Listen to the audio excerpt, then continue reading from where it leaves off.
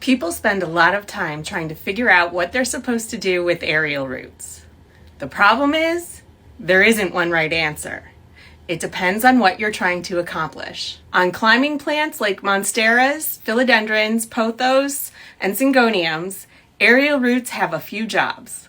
They help anchor the plant as it climbs. They can also absorb some water and nutrients if they come in contact with something moist. And if they eventually grow into the soil, they can continue growing and functioning just like underground roots. But that doesn't mean every aerial root needs to end up in the soil. If you don't like how they look, you can trim them off. Just know they do have a purpose. So if your goal is the absolute fastest growth possible, I'd probably leave them. But for most healthy houseplants, trimming aerial roots isn't going to make a noticeable difference.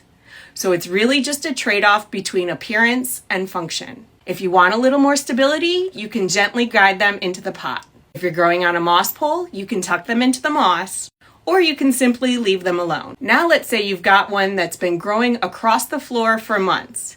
It's 10 feet long, and you decide you want to direct it into the soil for a little extra stability and to help it absorb water and nutrients. You don't have to bury the whole thing. You can trim it back first, then tuck the remaining aerial root into the soil.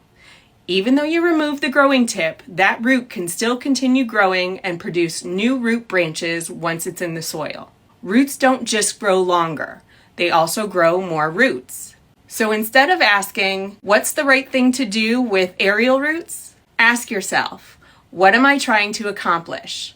Because whether you trim them, guide them into the soil, attach them to a support, or leave them alone, they can all be the right choice depending on your goal.